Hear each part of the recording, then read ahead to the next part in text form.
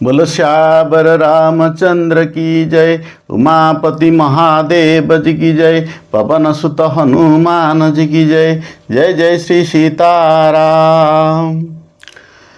भगवत प्रेमी मोर प्रिय विद्युत दर्शक मंडली मानकु आज भिडियो रे स्वागत संबर्धना जनावछि। मोर प्रेमी भक्तबंधु मानकु आज प्रसंग रे आलोचना करिया को जाउछि जे संसार रे किछि व्यक्ति अछंती जो माने एते भगवत प्रेमी तांकर बुद्धि एते स्थिर से माने संसार कौनसी प्रकार प्राचुर्य भोगविलास रे मन न देई केवल से माने भगवत प्रेम रे सबले मज्जी रही थांती।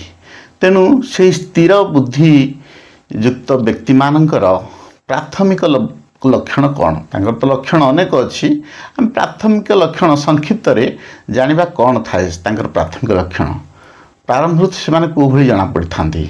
देखंतु स्थिर बुद्धि व्यक्ति माने से माने पाखरे कामना वासना बोली गोटे जिनस न थाए।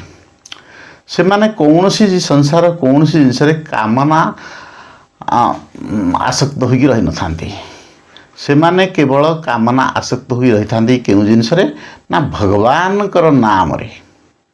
तेणु जो व्यक्ति माने कौन ना संसार प्राचुर्य भोगविलास रे सबले मन लगे रखी थांती तांकर बुद्धि केतले स्थिर न थाए। एटा स्वाभाविक कथा, कारण ए स्थिर बुद्धि व्यक्ति माने से माने भल भावे बुझी जाई थांती जे ए कामना वासना एटा होची कौन आम भितरे नाही, आमे आम भितरे न थाए। आमे जेतेबेले शरीर मन बुद्धि आकु नेकी आमे चलुचे से सब जिनिस को सहित आमे जड़ित होई चलुचे। जेते जड़ित होई चलुचे आम पाखरे समस्त प्रकार विषय संबंधी वासना पूरी रहुची। तेणु आमे से विषय को नेकी विषय वासना को नेकी जीवन सारा चलुचे। तेणु आमे एथुरु केतेले मुक्ति पाई पारु नाही। तेणु जो माने स्थिर बुद्धि व्यक्ति से माने भावंती जे एई सब जिनिस गुडा केतेबेले हेले आम निजर नुहे। आमे आकु कोन ना भ्रमवशतः मानिचे, भ्रमवशता को निजर बोली मानिसे। कहीं ना से माने बुझी जाइछंती ना एई जिनिस गुडा सबले आम पाखे रहिबनी। संसार संबंधी जेते जिनिस भाई बंधु कुटुंब आदि जेते भी अछंती ता सहित वस्तुवादी जिनिस जेते सब घर द्वार कोठा बाड़ी ए सब जिनिस हम भ्रमवशतः मान मानिचे।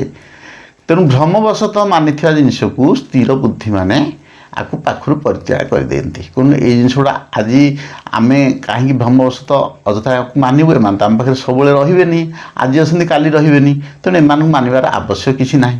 तेणु से माने सबले कौन करछि सबले भगवत परायण होई रहंती। तेणु से माने ईश्वरंक व्यतीत द्वितीय किछि जानंतिनी आ तांका पाखरे कामना वासनार लेस मात्र भी सत्ता न थाए।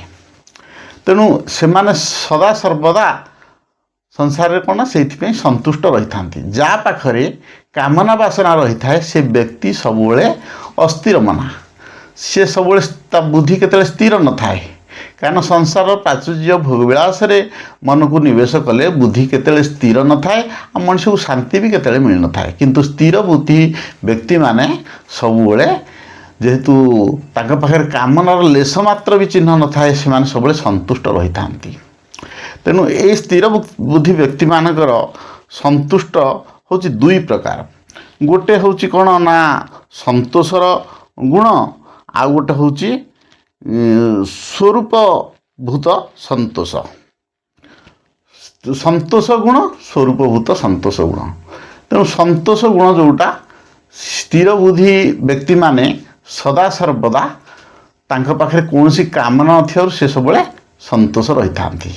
आउ किछि स्थिर व्यक्ति माने अछंती तांका पाखरे माने जो स्वरूप भूत संतोष जो जिनिस तांका पाखरे थाए से माने निज शरीर भितरे असंतोषर सत्ता तांकर केते न थाए। असंतोषर बहुत ऊर्ध्वरे से माने थांती। असंतोषर कौनसी जिनिस भी तांकर पाखरे लेस मात्र भी चिन्ह न थाए। तेणु सी हूँ स्वरूपभूत संतोष। तेणु संतोष आउ ए स्वरूपभूत संतोष ସ୍ଥିର ବୁଦ୍ଧି ବ୍ୟକ୍ତିମାନଙ୍କ ପାଖରେ ପର୍ଯ୍ୟାୟକ୍ରମେ ଲକ୍ଷଣ ଦେଖାଯାଇ ସେମାନେ ଉଚ୍ଚ ସ୍ତରକୁ ଧୀରେ ଧୀରେ ଯାଇଥାନ୍ତି। ତେଣୁ ଆମେମାନେ ସମସ୍ତେ ଏଇଥିରୁ ଶିକ୍ଷା ପାଇବା ଦରକାର। ଆମେ ସଂସାର ଭିତରେ ଏଇ ଯେଉଁ ସ୍ଥିର ବୁଦ୍ଧି ବ୍ୟକ୍ତିମାନଙ୍କ ଠାରୁ ଯେଉଁ ଶିକ୍ଷା ମିଳୁଛି ସେହି ଶିକ୍ଷାରେ ଆମେ ଯଦି ଅବଗତ ରହିବା, ତାଙ୍କଠାରୁ ଶିକ୍ଷା ପାଇ ସବୁ ଏଇ ଶିକ୍ଷାକୁ ଯଦି ସବୁବେଳେ ଅଭ୍ୟାସରେ କରିବା ଯେ ସଂସାରରେ ଏ ପ୍ରାଚୁର୍ଯ୍ୟ ଭୋଗବିଳାସ ଏଇ ଜିନିଷରେ ମନ ନିବେଶ କଲେ ଆମ ମନ କେତେବେଳେ ସ୍ଥିର ରହିବ ନାହିଁ, ଆମେ ଭଗବାନଙ୍କ ପାଖରେ ମନକୁ ନିବେଶ କରିବାଟା ହିଁ। ତେଣୁ ଏଇଥିରୁ ଧୀରେ ଧୀରେ ଅପସରି ଯାଇ ଆମେ ଆକୁ କେବଳ ଭ୍ରମବଶତଃ ମାନିଛେ ବୋଲି ସବୁବେଳେ ଚିନ୍ତା କରିବା। ଆଉ ଯାହା ବି ପ୍ରାଚୁର୍ଯ୍ୟ ଭୋଗବିଳାସ ଆମ ପାଖରେ ଅଛି ତାକୁ ସବୁବେଳେ ସଂସାର ସେବାରେ ଲଗାଇବା ପାଇଁ ଚେଷ୍ଟା କରିବା। ନିଜ ପାଖରେ ଯଦି ତାକୁ ଆମେ ଜାବୁଡ଼ି ଧରିବା ତାହେଲେ ଆମେ ସବୁବେଳେ ବନ୍ଧନରେ ରହିବା, ଆମ ବୁଦ୍ଧି କେତେବେଳେ ସ୍ଥିର ରହିବ ନାହିଁ। ଆମେ ଭଗବାନ ପାଖରେ ଯଦି ଧ୍ୟାନରେ ବସିବା ଆମକୁ କେବଳ ସେଇ ଜିନିଷ ଗୁଡ଼ା ଜଣାପଡ଼ିବ। ଯେହେତୁ ଆମେ ତା ଭିତରେ 80-90% ମନ ନିବେଶ କରିଛେ, ତେଣୁ ସେଇ ଜିନିଷ ଗୁଡ଼ା ଆମ ଆଖିରେ ରହିବ, ତାର ଆମ ମନ କେତେବେଳେ ସ୍ଥିର ରହିବନି। କିନ୍ତୁ ସ୍ଥିର ବୁଦ୍ଧିମାନଙ୍କ ପାଖରେ 100% ପୂର୍ଣ୍ଣ ମାତ୍ରାରେ ଯେଉଁମାନେ ସ୍ଥିର ବୁଦ୍ଧି 100% କେବଳ ଭଗବାନଙ୍କ ଚିନ୍ତାପତ୍ତା ଆଉ ସଂସାର ବାହିକ ବସ୍ତୁବାଦୀ ଚିନ୍ତା ତାଙ୍କ ଭିତରେ କିଛି ବି ନଥାଏ।